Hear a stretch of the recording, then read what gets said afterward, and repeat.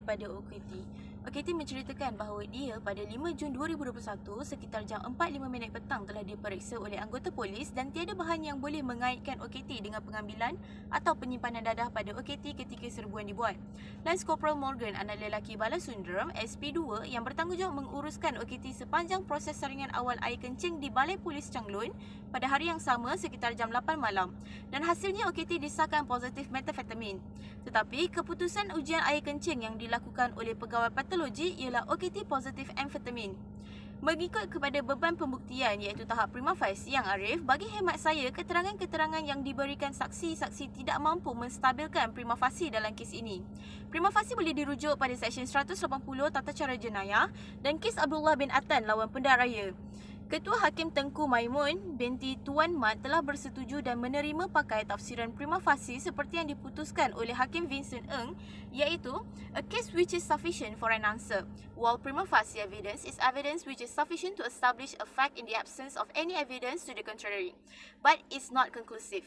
Sampel air kencing OKT yang diambil oleh SP2 tidak boleh dijadikan bukti yang konklusif kerana terdapat beberapa pertikaian yang timbul akibat kelalaian dan pencabulan terhadap prosedur untuk menjalani saringan awal air kencing. Adalah menjadi undang-undang yang mantap bahawa beban pembuktian kes jenayah sentiasa terletak di bahu pihak pendakwaan. Tertuduh juga tidak wajar dipanggil untuk membela diri hanya semata-mata untuk mendengar versi tertuduh mengenai pertuduhan tersebut. Sekiranya pihak pendakwaan ingin menggunakan Seksyen 37(K) Akta Dadah Berbahaya 1952, pihak pendakwaan perlu membuktikan kes prima facie. Namun, segala keterangan dan maklumat yang diberikan oleh pihak pendakwaan tidak berjaya melampaui keraguan yang munasabah. Untuk hujahan pembelaan, saya ingin membangkitkan saya ingin membangkitkan isu kredibiliti pihak polis dalam menguruskan ujian air kencing OKT. Pertama, jawatan pihak polis yang mengambil sampel air kencing tidak memenuhi peruntukan di bawah Seksyen 31A(1A). Hal ini dapat dibuktikan apabila Mahkamah Rayuan Putrajaya mengesahkan bahawa hanya pegawai polis berpangkat sarjan dan ke atas sahaja layak untuk mengambil sampel air kencing berdasarkan kes pendakwa raya lawan Syamsul Arifin Bakar. Hakim Sultan Abu Bakar dalam Aizuddin Shah Ahmad berlawan pendakwa raya berkata, prosedur air kencing OKT tidak seharusnya diterima sebagai bukti atau perlu dipadam daripada keterangan kerana terdapat kegagalan dalam pematuhan kaedah undang-undang. Tuan Magistrate, di dalam kes ini, SP1 mengarahkan SP2 yang mana di bawah pangkat sarjan untuk menyelesaikan proses dan prosedur saringan awal air kencing OKT. Arahan tersebut tidak sepatutnya dikeluarkan kerana SP2 terang-terangan tidak berkelayakan untuk mengarahkan OKT memberi sampel air kencing kerana terdapat pencabulan dan ketidakpatuhan terhadap Seksyen 31A(1A) dalam kes ini yang menyebabkan sampel air kencing OKT perlu dipadam daripada keterangan. Tuan Magistrate, kedua, kegagalan anggota polis untuk melabel dan seal botol urin OKT di hadapan OKT bagi mengesahkan pemilik botol urin tersebut. Kelalaian SP2 dalam seal dan label botol urin akan menggugat keadilan dalam kes ini daripada tercapai. Nombor siri yang terdapat pada botol urin juga memainkan peranan yang penting bagi membolehkan OKT mengecam spesimen dan botol urin miliknya dengan betul. Keraguan dalam Seksyen 37(K) akan timbul akibat ketidakpatuhan terhadap implementasi prosedur kanun jenayah mengenai keputusan air kencing OKT. Spesimen air kencing yang diberikan oleh OKT kepada pihak polis merupakan satu-satunya bukti yang membuktikan penggunaan dadah yang berbahaya oleh OKT. Apabila pihak polis cuai dalam menjalankan saringan awal, keputusan saringan awal milik OKT tidak selaras dengan keputusan yang dikeluarkan oleh pihak patologi. Seksyen 37(K) tidak seharusnya digunakan kerana keputusan saringan awal yang diperolehi tidak boleh dianggap sebagai aktif keputusan apabila terdapat perbezaan keputusan yang dikeluarkan akibat ketidakpatuhan pada undang-undang yang disediakan. Terdapat juga isu pematahan dalam rangkaian pembuktian. Tuan Magistrate, kes pendakwa raya lawan Saiful Bahari Muhammad menjelaskan bahawa sampel air kencing disimpan di tempat yang sepatutnya dengan cara yang sepatutnya. Isu pematahan rangkaian pembuktian tidak akan timbul dan pemeliharaan bahan bukti ini adalah berkaitan dengan spesimen air kencing yang perlu diuji kandungannya dalam tempoh masa yang munasabah bagi membuktikan sama ada ia mengandungi apa-apa dadah berbahaya. Sekiranya keadaan sampel air kencing tersebut berubah, bermaksud terdapat pematahan dalam rantaian pembuktian.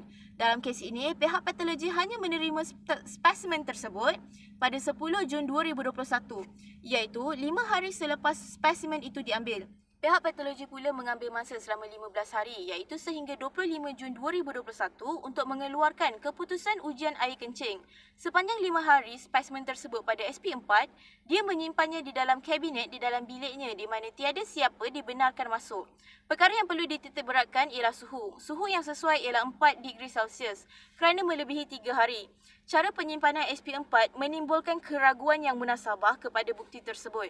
Kerana keadaan spesimen tersebut boleh berubah yang mana menyebabkan keputusan yang dikeluarkan lain daripada yang lain. Hakim Anak Sanusi Yop Johari menjelaskan keperluan untuk mengemukakan botol urin sebagai keterangan di mahkamah bergantung kepada fakta sesuatu kes. Jika pihak pendakwaan mempunyai keterangan lain bagi penggunaan dadah berbahaya terhadap seseorang tertuduh, maka tiada kewajipan bagi pihak pendakwaan untuk mengemukakan botol urin tertuduh sebagai keterangan di mahkamah. Namun, jika sebaliknya, botol urin itu hendaklah dikemukakan sebagai keterangan di mahkamah. Jika tidak, kes pendakwaan adalah fatal. Dalam kes ini, pihak pendakwaan tidak berjaya menunjukkan bukti sampel air kencing tersebut atas alasan pelupusan oleh pihak patologi. Garis panduan ada menggariskan bahawa sampel air kencing yang positif perlu disimpan manakala sampel air kencing yang negatif boleh dilupuskan. Pihak pendakwaan bergantung kepada keterangan mengenai keputusan air kencing semata-mata. Namun, gagal menunjukkan sampel air kencing tersebut kepada mahkamah yang mulia ini. Kes di atas membuktikan bahawa kegagalan menunjukkan bukti semasa perbicaraan mampu menyebabkan pendakwaan fatal. Kes ini menimbulkan keraguan yang munasabah memandangkan kes ini bergantung sepenuhnya kepada sampel air kencing tersebut. Tuan Magistrat, keraguan dalam keputusan ujian air kencing milik OKT akibat daripada perubahan jenis dadah juga perlu ditelusuri. Pihak pendakwaan sepatutnya cermat dan berhati-hati dalam merangka sesuatu pertuduhan ke atas tertuduh supaya ia tidak bercanggah dengan keterangan dan bukti yang diberikan oleh pihak pendakwaan sendiri. Dalam kes ini, tiada penjelasan diberikan oleh pihak pendakwaan mengapa berlaku perbezaan jenis dadah dalam pertuduhan tersebut dengan keputusan saringan awal. Percanggahan mengenai jenis dadah adalah signifikan seperti keputusan kes Muhammad Azmi Yusna Romli lawan pendakwa raya di mana bawah bahagian 3 jadual pertama, amfetamin dan metafetamin adalah dua jenis dadah yang berbeza. Dengan ini, pihak pendakwaan telah gagal memberi keputusan yang tepat akibat kecuaian dan kelalaian pihak polis dan pihak patologi dalam menguruskan air kencing OKT.